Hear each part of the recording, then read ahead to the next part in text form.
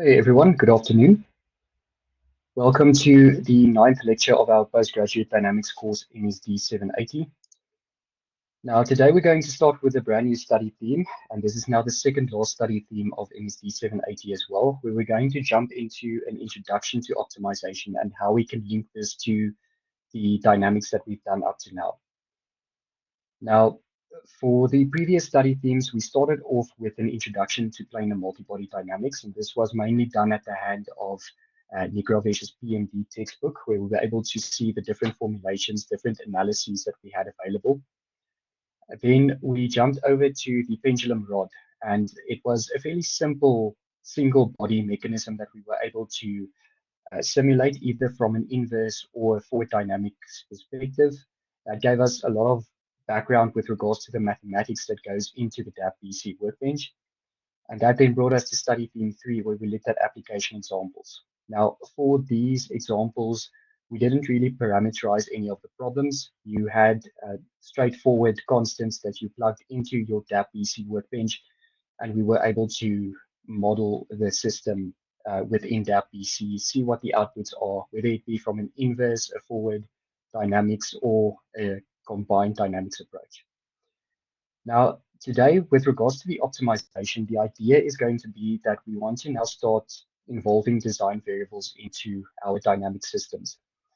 This might range from variables related to compliance elements, something like varying the stiffness of a spring or varying the damping coefficient of a shock absorber, to something where we want to consider perhaps the reconfiguration of a system. So where the physical configuration or the physical layout of a dynamic system can change based on the design variables. And the idea is that we just want to say, well, we now have a base problem that we start off with, but we want to ask, is there perhaps a better solution, a solution that will provide us with the best performance in our dynamic systems? And this will be the guide that we're going to use throughout study theme 4 for the optimization. Now, before we look at the combination of the dynamics or the dap-BC workbench and the optimization algorithm, today's lecture is first going to focus on an overview of the actual optimization algorithm that we're going to use, and that's going to be the dynamic Q solver, which we also have the algorithm available for. It's also been combined in a hybrid workbench that you should have available on ClickUp as well. It's the dap-BC dynamic Q hybrid workbench. So our focus is just going to be on the latter today, the dynamic Q workbench, and looking at some straightforward analytical examples of how we can approach an optimization problem. Now, with that being said, I'm going to jump into point 1 over here, which is just going to give you a review of the dap-BC workbench and how we've looked at it up to now. So the dap-BC workbench, as the name implies, is a body coordinate formulation. So it's more elaborate than its joint coordinate and point coordinate counterparts, making it much more applicable to computational problems. The number of equations generated by the body coordinate approach is significantly more than those generated by other formulations. And since it's now more applicable to a computational environment, we also don't need to worry about free body diagrams. The analysis is purely governed by numerical methods that we've also laid out in some of our previous lectures. It's also a general purpose approach. So we can apply this approach to any choice of multi-body mechanism consisting of any number of bodies or links or joints or compliance elements, and the system should be able to solve that since it uses a systematic generation of the equations. Then, since it's a numerical approach, we also have direct access to the function scripts and the numeric procedures. We're not limited by some user interface, and this means that there's always room for expansion when we deal with these type of numeric environments. We can always go and add an optimization algorithm to the problem. If, for example, you don't want to use dynamic Q, you want to use some sort of a global optimizer, you can always do that as well, since you have direct access to the numerics, the underlying numerics in the scripts. Now, for section 2, we then jump into the actual dynamic Q optimization and what it entails. So the dynamic Q or dynq optimizer is an extension of the leapfrog optimizer with constraints algorithm that was developed in the early 2000s by Professor Jan Snyman. It's a gradient-based approach that is able to deal with function derivatives to obtain the minima in the data, and you require minimal inputs to perform the optimizations. It's also extremely efficient for complex engineering problems where you have multiple function evaluations, multiple design variables that you want to consider. And it also provides a simpler approach to dealing with boundary conditions. Instead of defining all of the boundary conditions as inequality constraints, you can actually go and look at your lower and upper bounds in an isolated fashion than looking at inequality constraints specifically. And it is also more applicable to problems that have many design variables. And as we know in mechanical engineering and especially multibody mechanisms, we typically have a bunch of design variables where we have to consider perhaps both the dynamics, the geometry, and the kinematics of a system and see what the effect of these variables are on each of those outputs. Some disadvantages, however, is that it is less feasible for problems where noisy data is present or where you have discontinuities in your data. The initial variables also have a significant impact on the convergence behavior. And this is a major difference from what you would expect from a global optimization technique. Global optimizers typically don't concern themselves too much with the initial conditions. It is able to find a global optimum. In the case of an initial variable where we have a gradient-based approach, so for the dynamic Q optimizer, where we choose our initial design will influence whether we converge either to a local minimum or the global optimum. And as we say in this last point over here as well, it's more likely to converge on a local minima than a global minimum. And the reason is simply because it's gradient based. So it depends on where your gradient changes from a negative to a positive gradient. That will indicate to the dynamic Q optimizer that it's going through some sort of a minimal peak, and it will start converging on that local minimum. Now, the general definition of the dynamic Q optimizer is also given then in a mathematical form, and this is shown over here and was also determined by Snyman and Hay in 2001. Basically, what this tells us is that we want to minimize some sort of an objective function that is a function of a vector x. Now, x contains all of the design variables of our problem, but it's also subject to a set of inequality constraints. So some complex functions that have to be smaller than or equal to 0. We can also have inequality constraints where we have some sort of a function that is greater than or equal to 0. In that case, we simply take the left-hand side over to the right-hand side, and we end up with a smaller than or equal to 0 case in any case. So it's simply a matter of rewriting your equations to satisfy these functions that you have over here. Then it can also be a function of a set of equality constraints, so where some complex function needs to be equal to 0. And then you also have lower and upper bounds that you specify on your design variables. And finally, this G delta X that you see over here is simply a move limit that we specify on the system. And this usually depends on the variable range that you have, your maximum variable range that you're working with. So we're going to look at a few examples of that a bit later on. If you don't specify the move limit within dynamic Q, a default value is in any case used, which is typically equal to 1. So we're not too worried about this last entity over here, but we do need to take into account what we're minimizing. Do we have any constraints on the system, and what are the lower and upper bounds on our problem as well? Okay, so then moving over to the optimization only examples. And this is now where we're going to jump in to dynamic Q directly and just apply everything that we've looked at up to now. So if you open up section 3, you'll see that there's a little word icon over here. So you can go ahead and click on this, and it will open the guide to the dynamic Q solver that we're going to use. And you can always refer back to this just to get a better idea of what the inputs of your dynamic Q optimizer needs to be and what the expected outputs will also be. Now, we start off over here with giving just an overview of the steps that you will follow. Step 1 is you want to first determine what your objective function is, what your inequality constraint functions and equality constraint functions are if you have any, and then also any lower and upper bounds that you specify on the system. Now, for the Objective function and the constraints, we specify them under an fch.m script file that we're going to look at in a moment. Once you've done this, then you go over to your next script, which will be the gradient vectors or grad.fch.m script. And that is then where you're going to set up all of the gradient vectors for the objective function, for the inequality, and the equality constraints as well.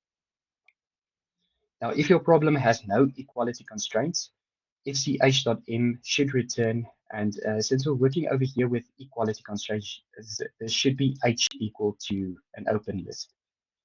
And grad fch should return gh equal to an open list as well. In the case of inequality constraints, C will be an open list and GC will also be an open list. So it's not to say that you always have to have equality and inequality constraints. If you don't have them for the problem that you're solving, the dynamic Q optimizer will be more than happy to simply skip over to the next step as well. Now we can then solve the problem by simply using the dynq command. And as a minimum, we always need to give dynq the initial design variable vector as input. This is the minimum input that we need to give dynq. If we then have any lower or upper bounds that we specify on the system, this is then specified in vector form. So in this case, if you look at side constraints, if we have a set of 4 design variables, x1 must be greater than or equal to 15, x2 must be between 1 and 10, x3 must be greater than or equal to 20, and then x4, I think, must be greater than or equal to 3 as well. So in this case, sorry, I think this is the upper bound. So what we actually do is we have a lower bound and an upper bound. So lower bound is written to the left of the design variable, upper bound to the right-hand side. So in the case of x1, it has an upper bound of 15. So that means x1 must be smaller than or equal to 15.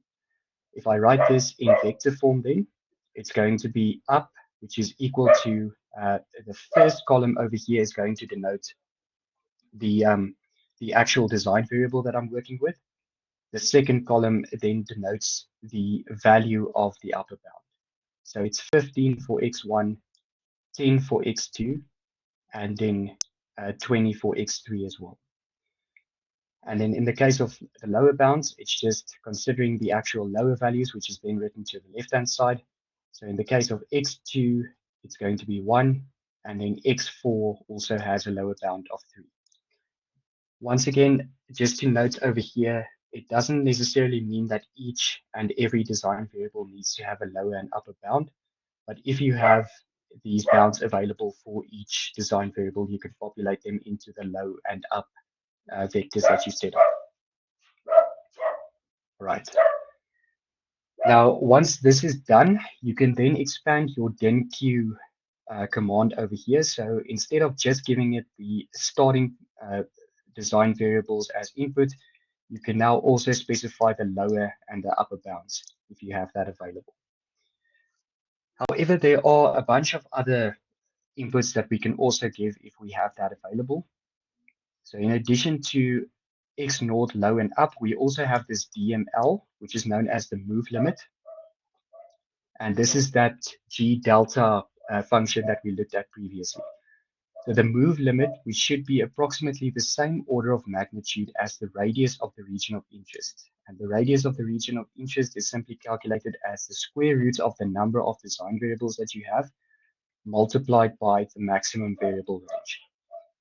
Now, remember that it only has to be the same order of magnitude. If you calculate this value and you get some value, let's say 3.2157, it doesn't mean that your move limit needs to be 3.2157. You can still use a value of 1 or 5 for your move limit. That will also be fine because it's more or less the same order of magnitude. Then you also have xtol, ftol, and clim. So these are the tolerances that we specify on the different parameters of our optimizer. So xtol is the convergence tolerance on the step size. The default value over here is 10 to the power of -5. It's typically a very small value. The ftol value is then a convergence tolerance on the function value. So that default is 10 to the power of minus 8. And then you also have clim, which is the tolerance for determining whether constraints are violated. So it's based on the actual equality and inequality constraints that you evaluate over here. And once again, if you don't specify the value, the default of ftol multiplied by 100 is used. So if my ftol is 10 to the power of minus 8, then the clim value is going to be 10 to the power of minus 6. In addition to that, we then have np and nq. So that is simply specifying the number of inequality and equality constraints. And these are once again optional. If you don't specify them, then Q can automatically find these values, but at the cost of an extra function evaluation. And then lastly, K loop is simply the maximum number of iterations that the dynamic Q optimizer is allowed to run, which simply means that if you reach that maximum number of iterations, it's most likely that dynq has not converged to a solution yet, but it terminates over there with some sort of a divergent solution to the optimization. Okay, so then they just give a few examples over here as well. If you don't have certain arguments available, but you have uh, later on variables or arguments available. So for example, dynq, you can also specify as xf equal to dynq. So then it will store your optimum design variables under x, and it will define the minimized objective function f under this capital letter F variable as well. In the case where I don't have any lower or upper bounds that I specify in the system, but I do have a move limit of 5, I can simply specify first my starting coordinates. Then I can leave 2 open lists for the low and up positions, and then I can specify the move limit of 5 in the fourth argument.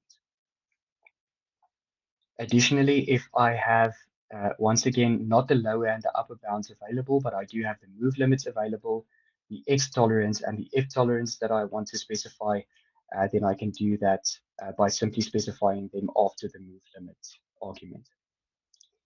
Right, and then lastly, it's just with regards to plotting the actual optimization histories.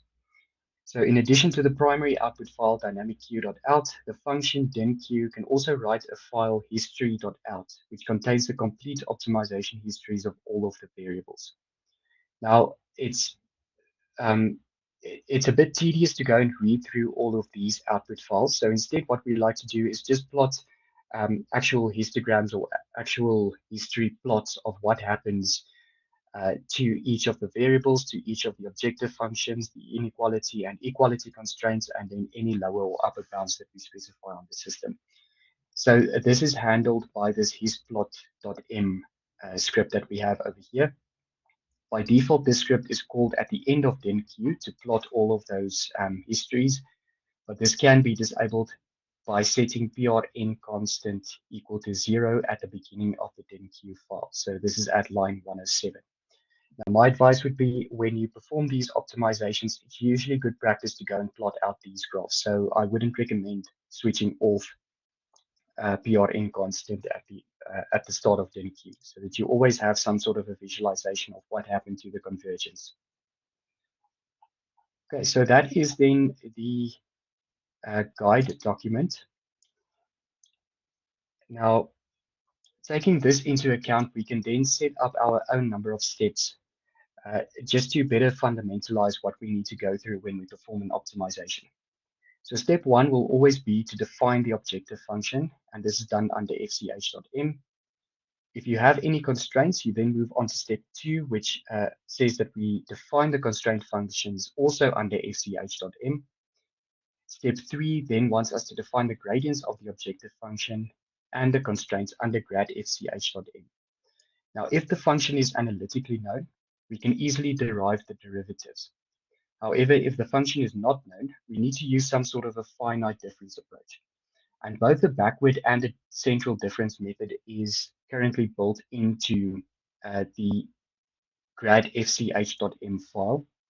So you can easily swap between them if you do not have the analytical equation available and see how their function evaluations and their computation time also has an effect on the optimization. Then for step 4, you also define a starting point or vector x naught.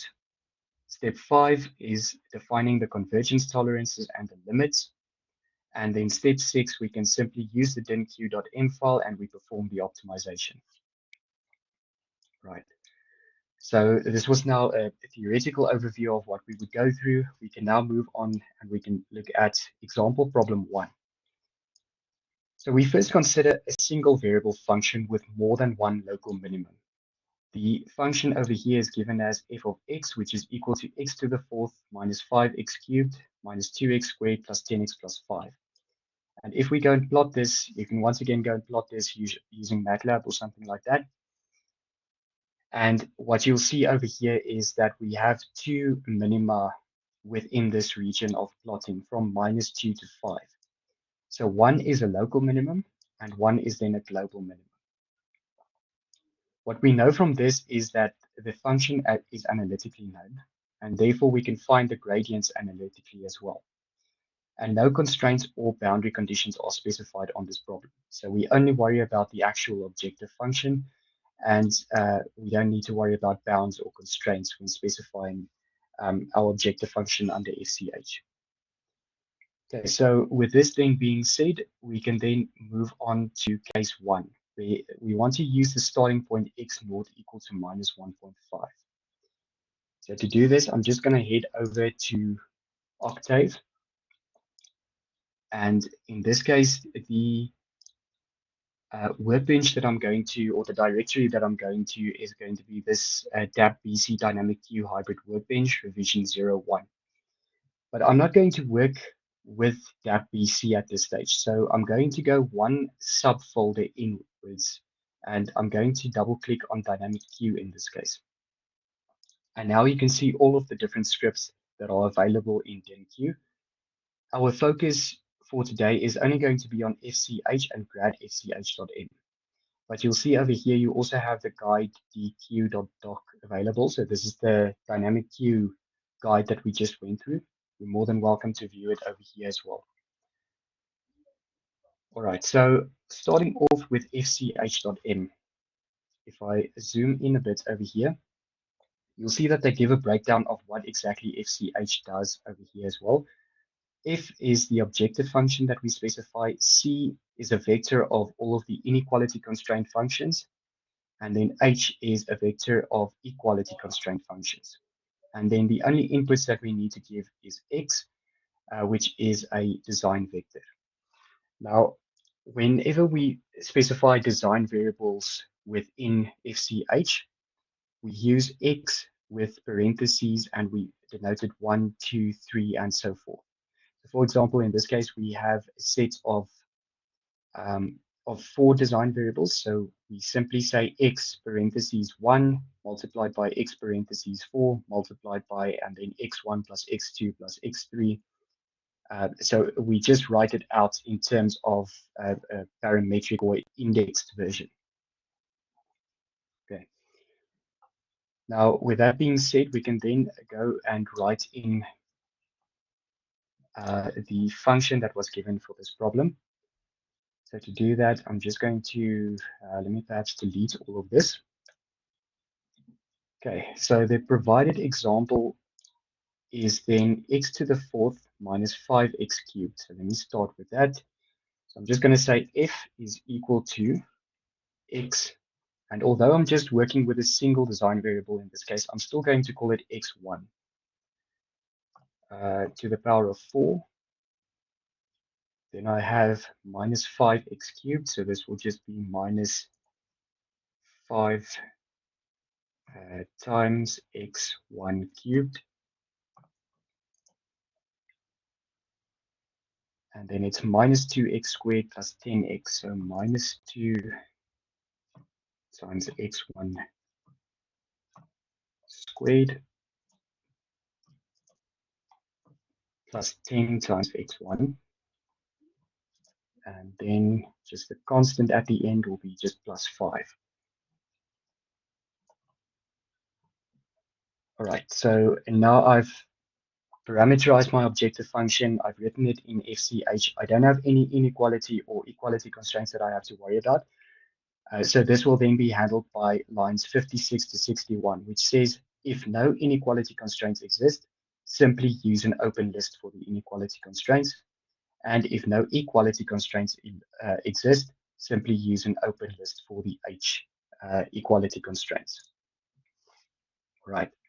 Then I move on to my next step, which is then going to be grad fch.m. And this is now where I'm going to populate all of the all of the actual gradients of the objective functions and the constraints. Now, to better understand what we mean when we refer to the gradient vectors, if I perhaps go over to Paint, and I'm just going to write it out over here. Our focus at the moment is only going to be on the actual objective function. But whenever we set up the gradient vector over there, we can write it as df over dx, where x is then a vector that we specify on the system. And this will then be written as an actual column vector. So we can then write df dx1, which is the derivative of the objective function with respect to x1. Then I have df over dx2, and I can continue all the way down to df over dxn, which is then the final derivative with respect to the final design variable xn, where n is the number of design variables that I have. So in my first case, this is fairly easy because I only have a single design variable that's working in on the system. So if I were to find df dx or df dx1, if you will, it will simply be 4x cubed minus 15x squared minus 4x plus 10. And that is then my gradient fully defined.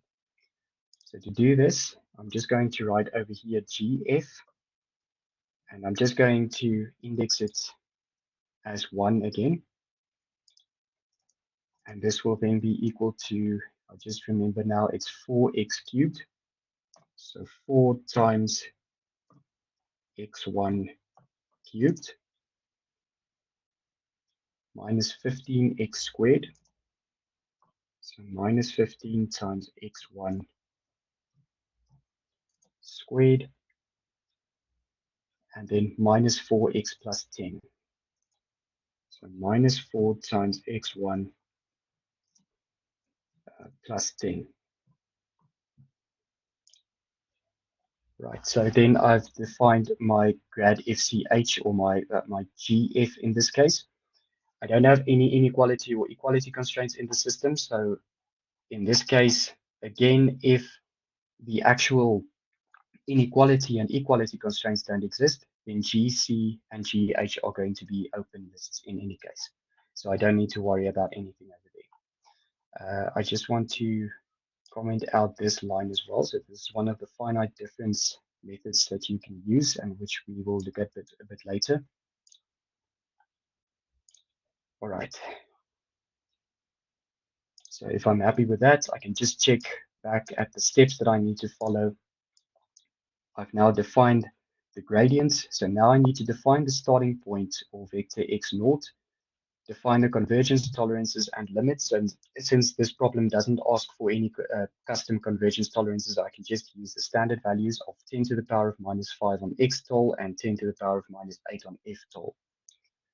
And then I can use dynq to perform the optimization. So for case 1, we use the starting point x naught equal to 1.5. Right, so to action this, I'm just going over to my command window, and I can simply type in over here x naught is equal to minus 1.5. And I'm just placing it in a list just to make it easier to understand that I'm working technically with a vector. It's just a single element vector. Okay, and then if I'm happy with that, I can just type in x comma f. So that will make sure that my optimum design variables are stored under x, and my minimized objective function is stored under f. And I can type in dynq, and I'm just going to give it x naught as an input in this case. I can hit enter. And once I've performed the optimization, you can now see that his plot.m was switched on. So it's going to plot all of the variable and objective function histories that I have over here. And quickly looking at this, we can see that we started with an objective function at around 3.8 magnitude in this case. And then after around 4 iterations, it seems like the value had converged to around minus 51.66. So this shows me that some sort of a minimization of the objective function did happen in this case. And I also see good convergence behavior since from iterations 4 to 7, we can see a plateau in the value of the objective function. And this is then also evident when we look at the variable histories. We start with our initial variable value of, I think this is 1.5. I just want to check. I think we should have started with minus 1.5 in this case. But nonetheless, we can still have a look. This will probably be closer to the second case that we're going to look at. But in any case, we did start with 1.5, and then the variable value increased. But after around iteration 4, we can see that the value of the variable plateaued again, which once again indicates good convergence behavior. You can also go and look at the actual function values at each step. So here we can more accurately see that we started with a function value of 3.69 and we ended at iteration 7 with a function value of minus 51.8. And our design variable in this case also changed from 1.5 to 3.84. Now, we can also see that it terminated both on the function value and the step size. So you'll remember that we specify xtol and ftol. If we don't specify 10 to the power of minus 5 and 10 to the power of minus 8 are used.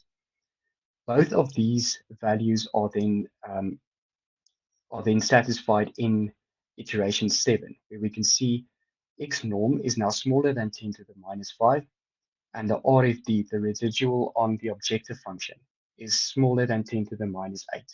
So this automatically tells the dynamic Q solver to terminate.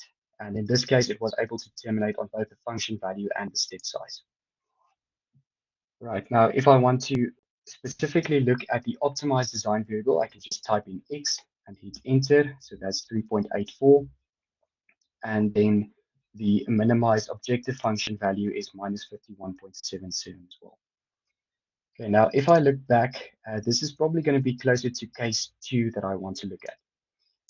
But I now started with 1.5.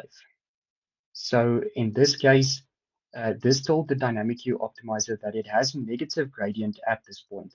So it's going to continue along the negative gradient until it reaches this, this turning point over here, where it now calculates the gradient for the next step, and it now finds that the gradient is positive. So this tells the dynamic Q optimizer that it needs to start converging on some solution that is between that negative and positive gradient that it's evaluating. And in this case, we ended up getting the global minimum value over here.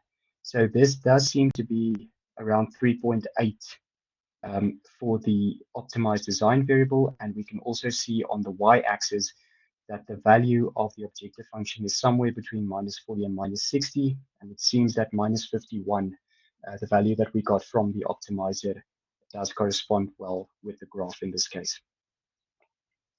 Now, of course, if we want to look at something closer to case 1, which is the starting point minus 1.5, I can just head back over here.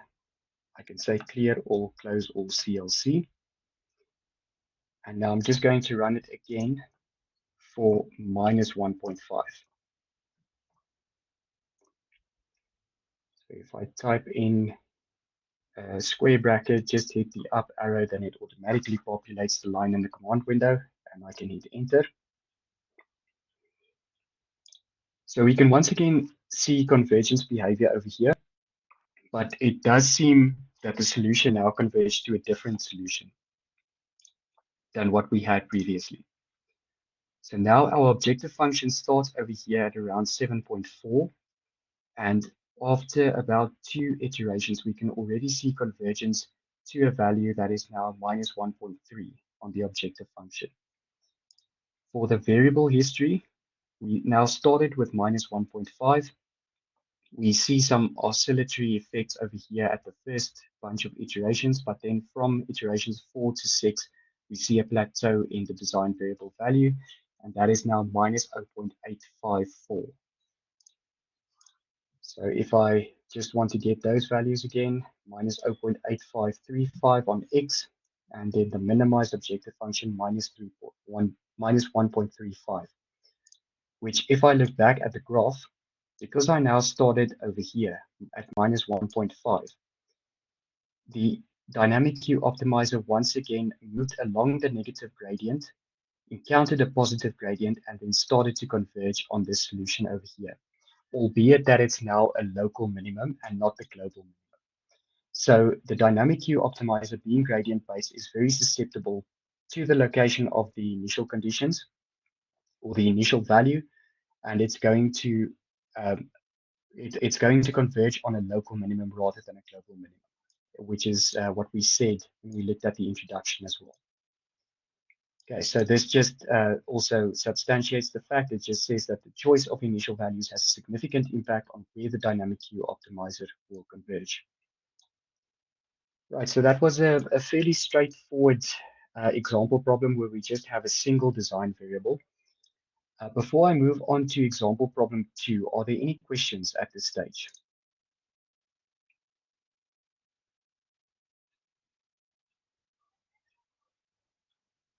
All right, I don't see any questions under the chat messages, but do feel free to post it over there. In that case, I'm then going to move on to example problem 2. And now we're going to consider a 3D plot with a known analytical equation. So essentially, a 3D plot is just going to take into account two design variables. So we're just increasing the dimensionality of our problem, and we're looking at some sinusoidal functions as well. So example problem 2 pertains to the function f, which is a function of x and y, is equal to y sine x minus x cosine y.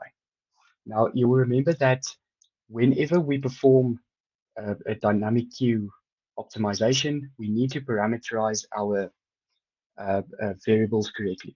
So in this case, we have x and y.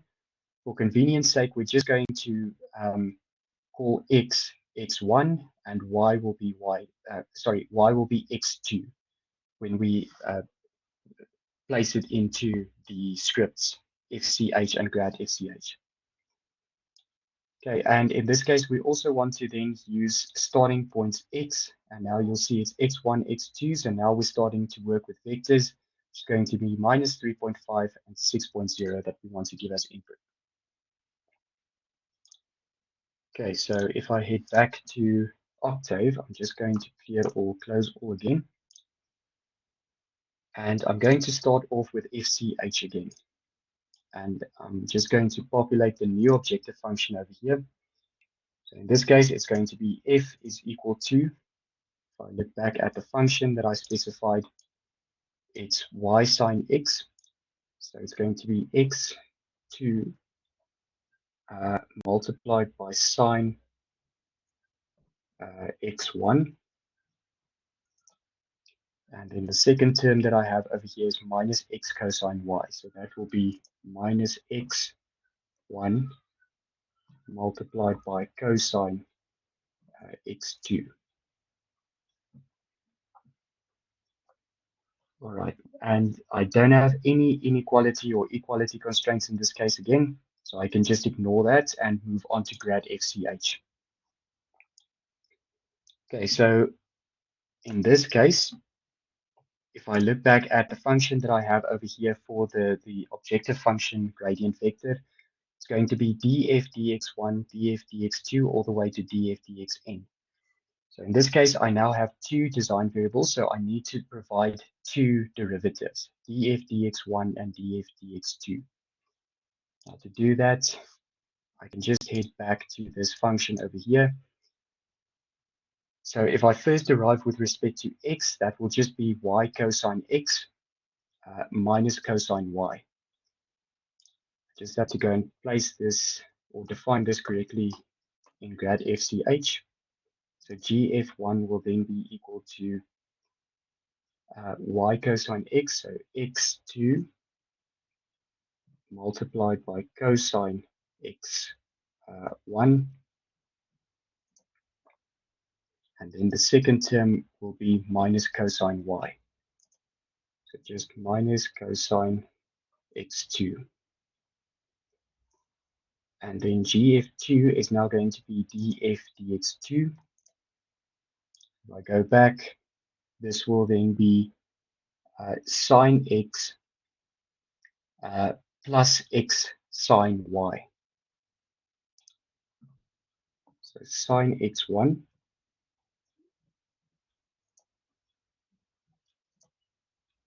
plus x sine y. So x1 multiplied by sine x2. Okay, and that then fully defines the grad f function that I wanted to specify. GC and GH are once again open lists since I don't have any constraints on the system. Okay, now if I'm happy with that, I can then go and define my starting points, and I'm going to do this directly in the command window. So this will just be x naught is equal to minus 3.5 and 6.0. So minus 3.5 and 6.0 as well. Okay, and then I can rerun x if equal to dynq, just giving x naught as an input.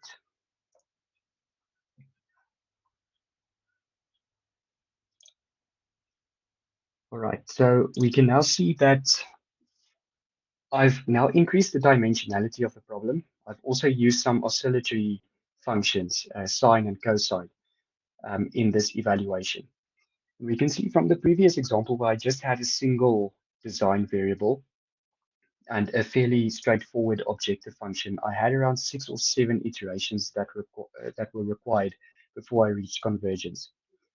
In the case of more complex function evaluations that I performed over here, I now have a total of 18 iterations that had to be performed before I could reach a converged solution.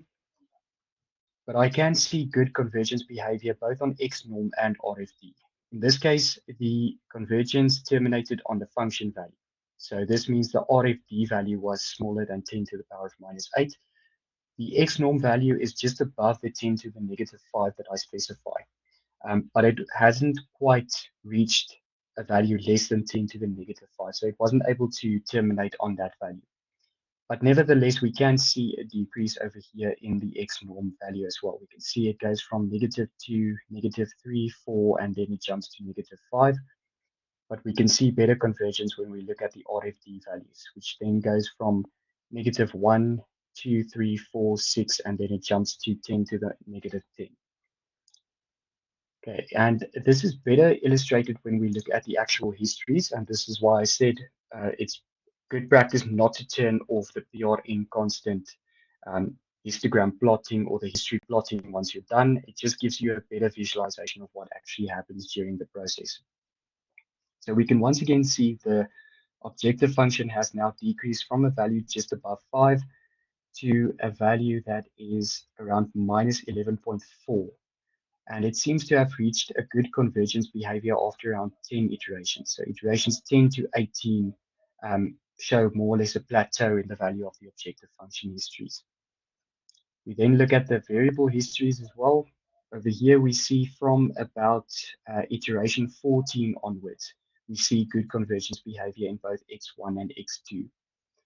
So overall, we were able to converge fairly well on this solution.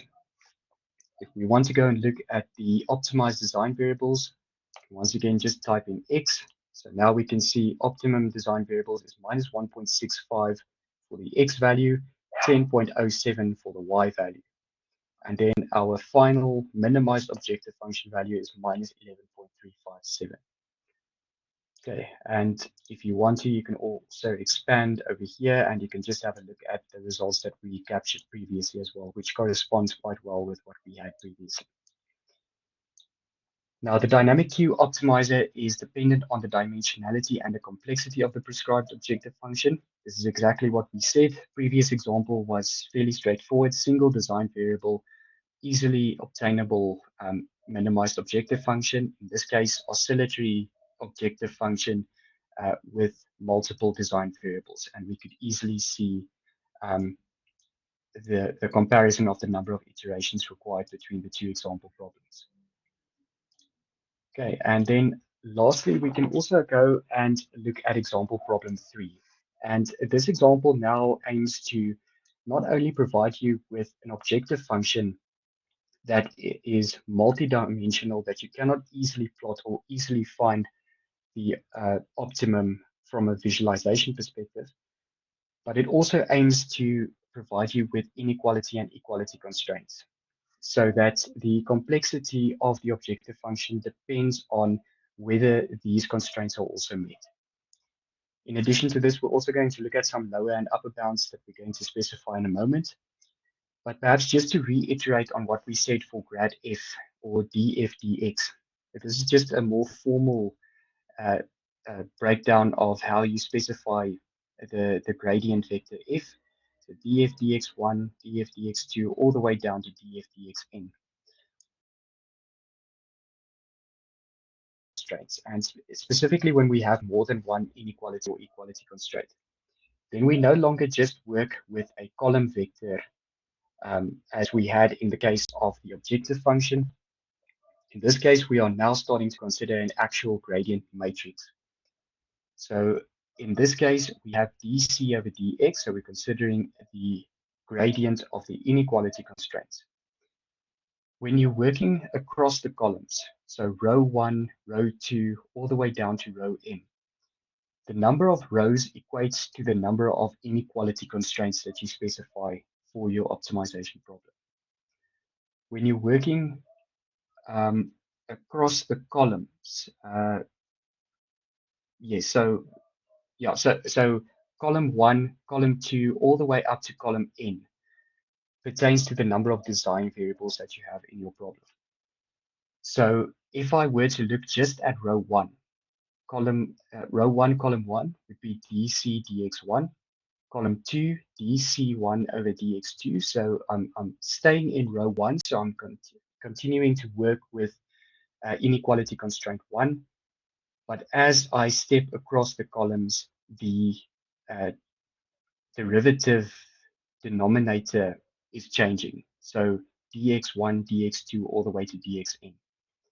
If I step across the rows, then it goes from dc1, dc2, all the way up to dcn.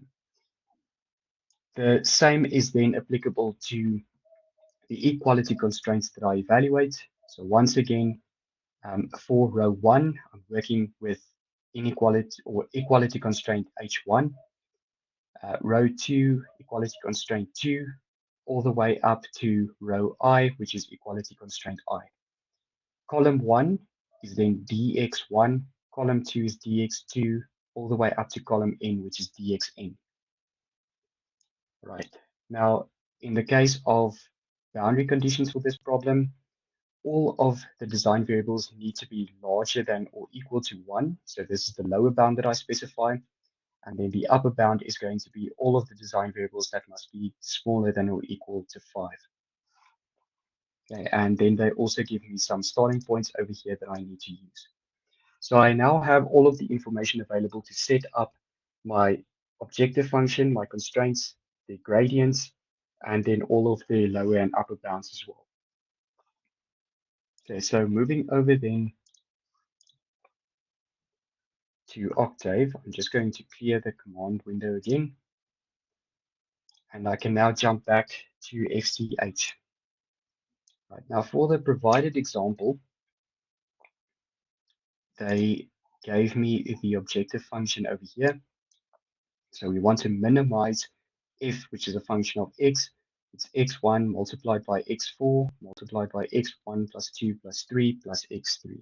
So I just have to go and write this in the correct form within FCH. So this will be x1 multiplied by x4, and then I need to multiply by x1 plus x2 plus x3.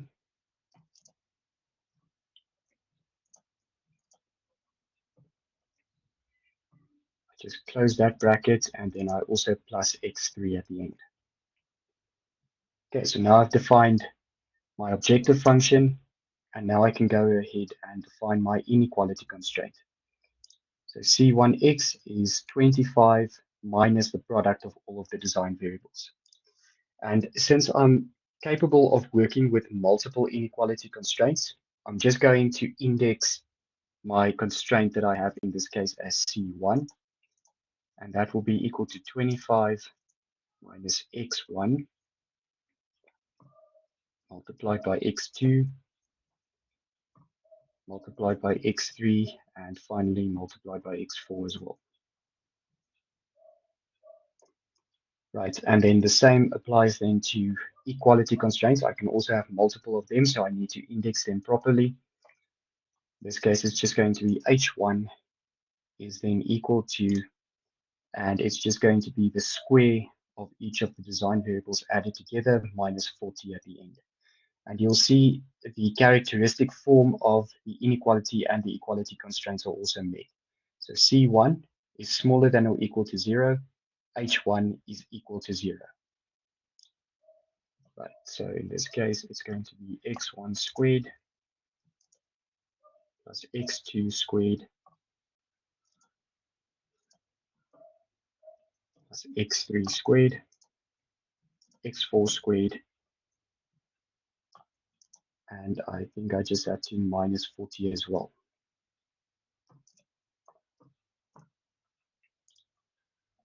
Right, so now I've set up my objective function, my inequality, and equality constraint. So I'm happy with that. I can now move over to grad FCH, where I now specify all of the gradient vectors.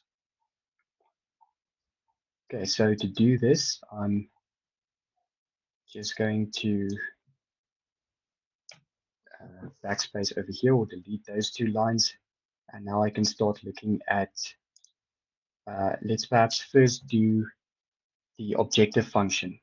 So I now have 4 design variables in this case. So I'm going to have GF1, 2, 3, and 4, with each of them being derived with respect to the correct design variable.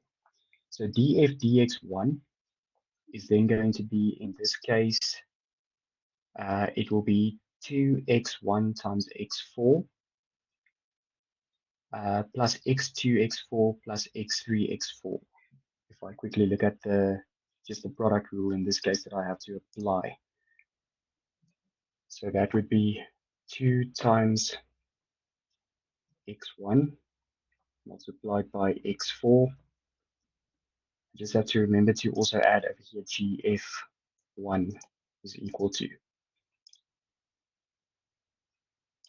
Okay, so 2 times x1 times x4.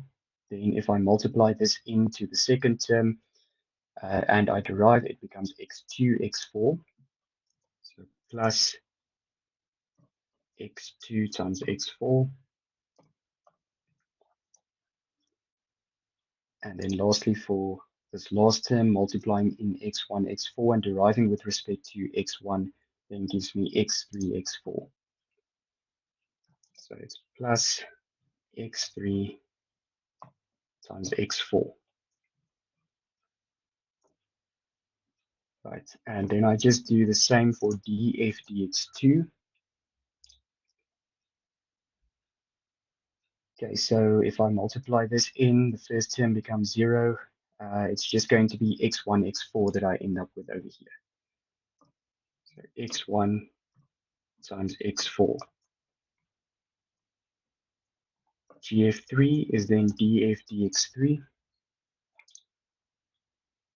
So in this case, it will be x1, x4 plus the derivative of x3 with respect to itself is just going to be 1. So x1, x4 plus 1.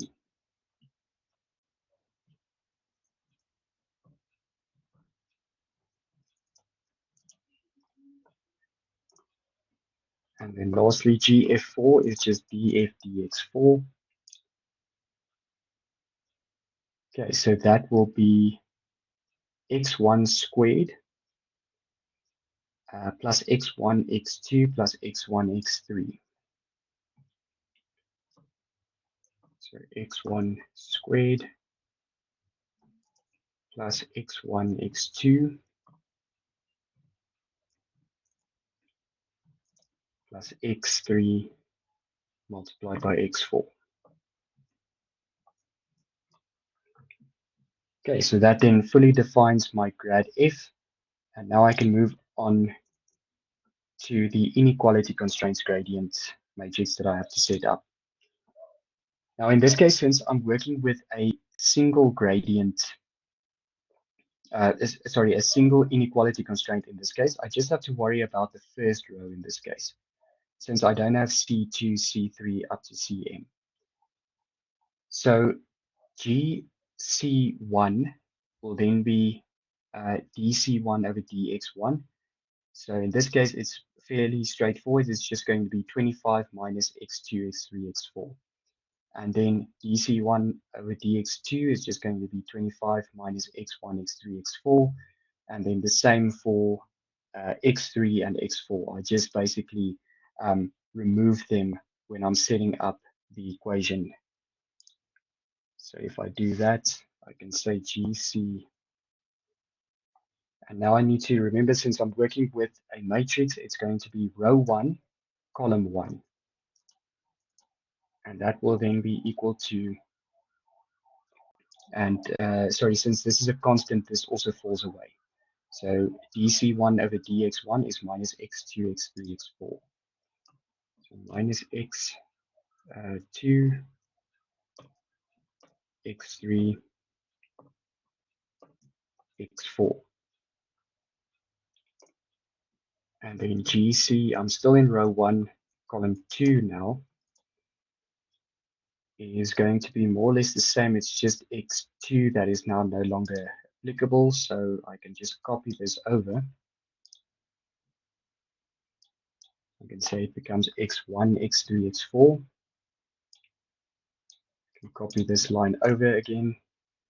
And now it's row 1, column 3, which is x1, x2, x4. And then lastly, GC14 is going to be 1, 2, 3. Okay, and then lastly, just doing the same for the equality constraints, I can go and set them up accordingly. So if I, for example, look at dh1 over dx1, it's just going to be 2 times x1. 2x2 will be dh1 over dx2. dh1 over dx3 would be 2x3. And then 2x4 will be dh1 over dx4. Okay, all of them still in the first row, since I'm just working with a single equality constraint in this case. Setting that up, it will be GH row 1, column 1, which is equal to 2 times x1.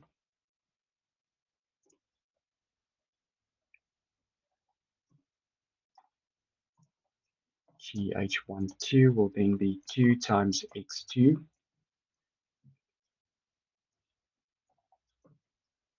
GH13 is 2 times x3.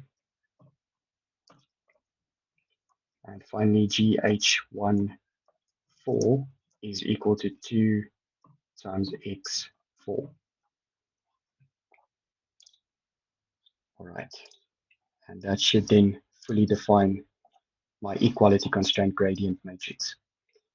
Once I'm happy with that, now I just need to go and give the lower and the upper bounds and the starting points, and then I'm happy to run the optimization. So for the lower and upper bounds, I can do that directly in the command window. Starting with the lower bounds, I'm just going to say over here, it's going to be, all of them must be greater than or equal to 1. So I can say over here, 1, 1. For the first row, second row will be 2, 1. Third row, 3, 1. And then fourth row is 4, 1. Okay, and just to double check myself, I can also go and print it out, and I can see that this is the correct form. I fetch it into the design variable that I'm referencing. Second column is the actual value of the lower bound that I specify on the system. Right, before I continue, I think there's a question. Okay, so for the inequality constraints, where do we set up the condition, like in our case? It is supposed to be lower than 40. Yes, so in this case, I think it was actually given to us. So the inequality constraint is this C1 over here, 25 minus x1, x2, x3, x4, smaller than or equal to 0. So this is, in this case, it was given to us. There might be certain cases, and we'll look at some of those examples later on, where you need to go and set up your own inequality constraints. But for the physical inequality constraint, we set that up under fch.m as well. So you'll see we now specified f, but now we also specify c1 over here. We don't need to say over here smaller than or equal to 0. It's already implied by the fact that we reference this variable as c1. So C automatically tells dynq that it's working with an inequality constraint and that this condition needs to be met in any case. It's exactly the same as what you had for or the case that you have for the equality constraint. So you don't have to say equal to 0 over here. It's already implied by the fact that you call this function over here h1. I don't know if that answers your question with regards to that. All right, perfect. Okay, so we've now set up our lower bounds. Now we can go ahead and define the upper bounds.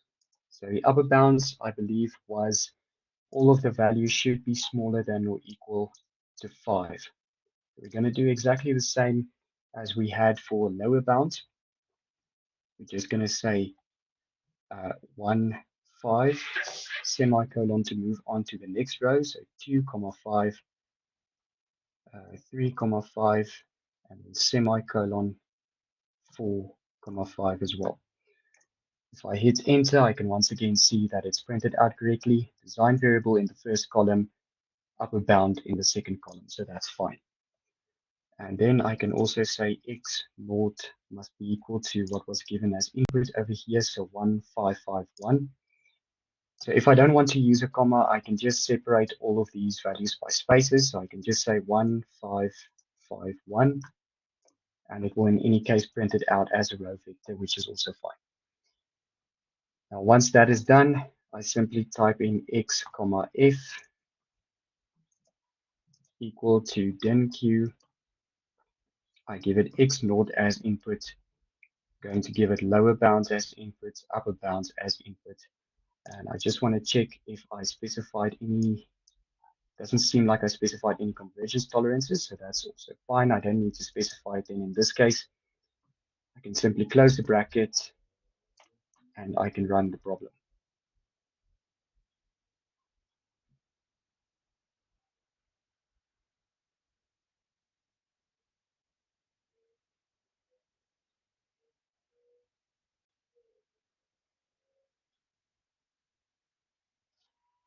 Okay, so I think I might have made a mistake somewhere. Just have to go back and check.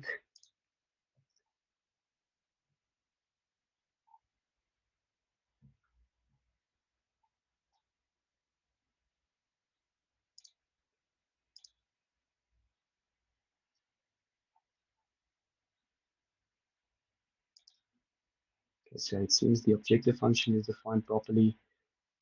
The inequality constraint also looks correct, so that shouldn't be a problem. H1 also seems correct, so the problem isn't over there.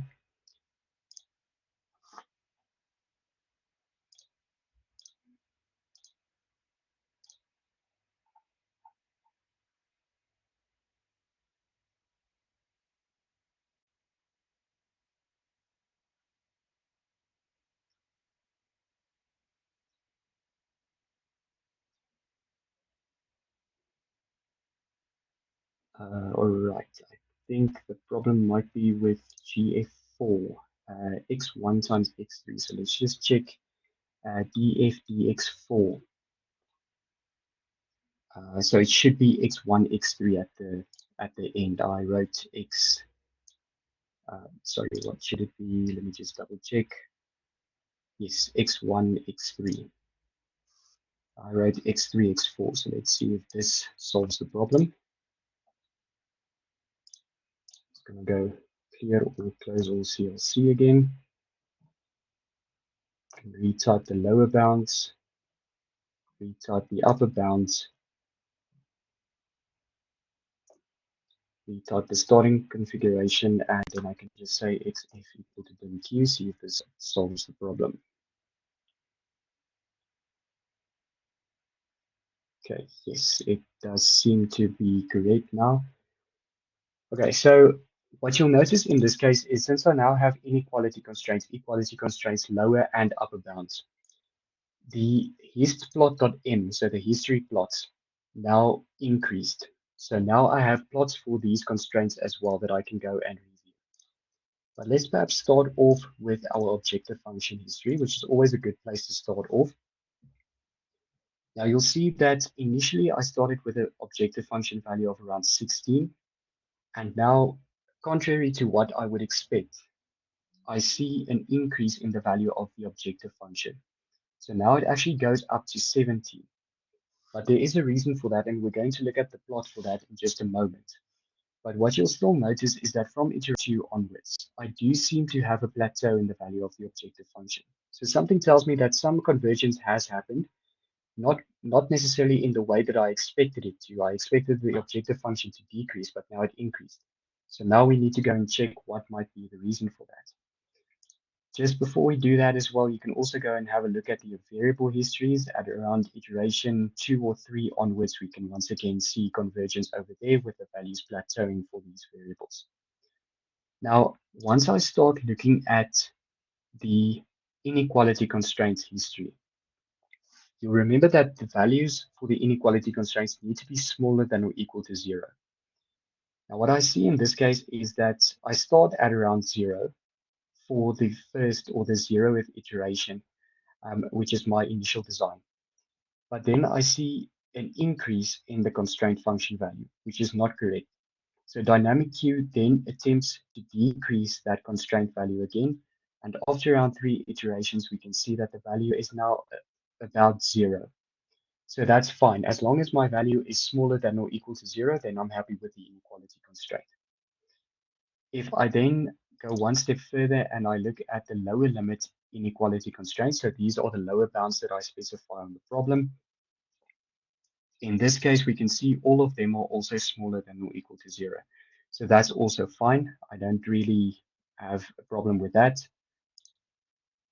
Figure 5, for the upper limits that I specify or the upper boundary conditions, they also need to have constraint values that are smaller than or equal to 0. We can see that that is indeed the case from the get-go, so that's fine. But if I then look at the equality constraints history, I can see that for that original objective function value that I got, which was around 16, and which was the smallest value from the objective function history, the equality constraint value at that point was around 12. Now, this value needs to be equal to 0 when we reach a convergence point. So dynq once again detected that, well, at that objective function, I'm not going to be able to satisfy this equality constraint. So one of the changes that it makes is to say, okay, let's see if we can increase the objective function based on the design variables in order to finally get an equality constraint that is now equal to 0.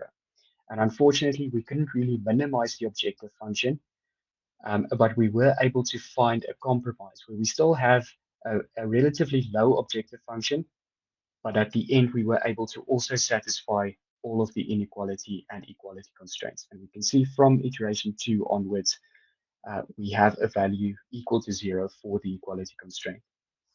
So that is fine. Okay, so this is then also captured in the mind map. You can also go and have a look at the function histories that we plotted over here. One last thing that I perhaps just want to point out is now the use of the actual finite difference methods. Now, it was actually a good thing that I made the mistake over here when setting up these gradient vectors or gradient matrices. It's easy to make a mistake when evaluating the analytical gradient in this case. You can easily mess up your design variables or incorrectly implement the product rule when you're trying to find the derivatives or just make general mathematical errors. So instead, what we can do, if we're not too confident in the actual mathematics that we provided for our analytical derivatives, we can instead also make use of the finite difference interval. And you'll see this is then given as, in this case, it's now line 85, where we start with that. But we have two finite difference analyses that we can perform to evaluate the gradient. One is this one is the backward difference method. So you'll see that by the FD minus F. So it's taking one step back to evaluate the gradient. And then below that, you also have the central difference method that you can use, which now takes into account the forward and the backward difference. So it's going to take an extra function evaluation when you perform the central difference method. Now, for the case of illustration, we can just make use of the backward difference method over here and just see if we get more or less the same results as what we got previously. So I'm just going to comment out the analytical gradients that I calculated. And we can also just take note of the values that we got for our optimized design variables. So 1, 4.74, 3.82, and 1.38. And then our minimized or optimized objective function is 17.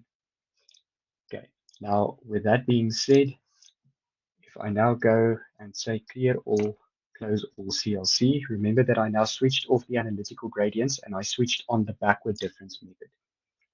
So I'm just going to say low, up, x naught, and then I can rerun the problem and see if I get more or less the same results.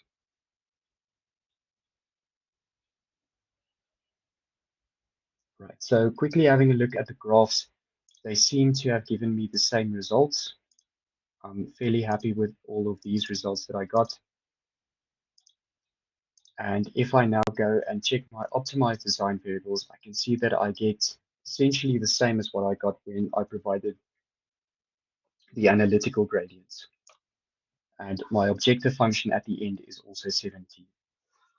So since I've already built in the backward difference method, I don't need to go and worry about setting up the correct matrix, working in the correct rows and columns when analyzing the derivatives. I can just directly use the backward difference method to do the calculations. Right, so the finite difference methods, as we mentioned previously, is also going to come into play when we have iterative problems that we need to solve. So where the equation is not analytically known, we need to perform some iterations, or we need to get some outputs from our DAP-BC workbench before we can perform the next function evaluation. So that is just an overview of how you can use it. It's also applicable on analytical equations, but it's just a bit more inaccurate. But for our purposes, it gave us the same solution, so that wasn't a problem. Right, so before I jump into the last two sections, which are going to go fairly quickly, are there any questions so far with our application examples that we've now looked at?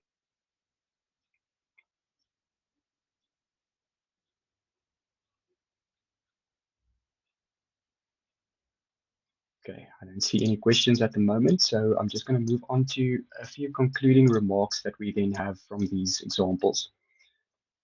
So the dynamic Q optimizer is a powerful gradient-based optimization method.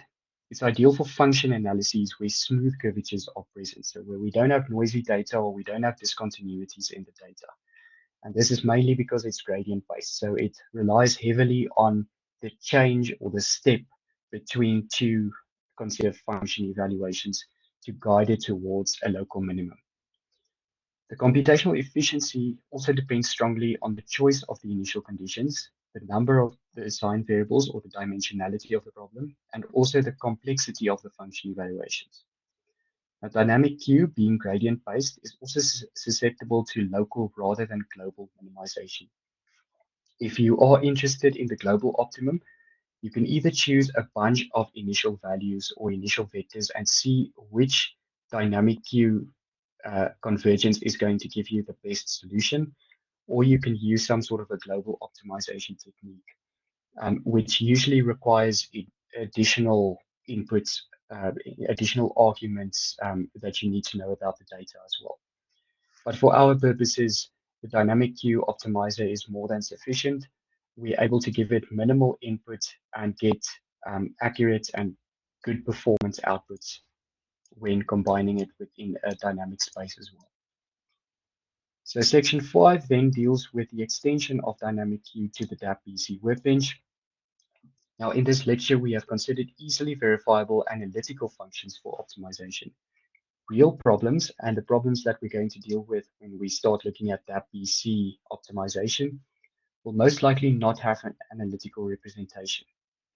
So dap-BC, being one such example, is a case where the dynamic properties are calculated using iterative integration techniques. You'll remember that we use Newton-Raphson methods, we use ODE45, Runge-Kutta methods when calculating the dynamics of the system. So complex function evaluations are performed, and there might be noisy data that you will need to deal with.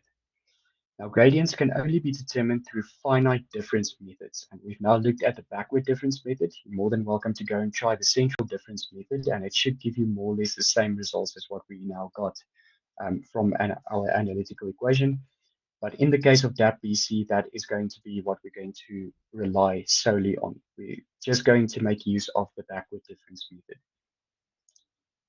Now, a few optimization examples that you might want to look at is varying the length and rotational acceleration of a driven pendulum to minimize the moment at the pin joint.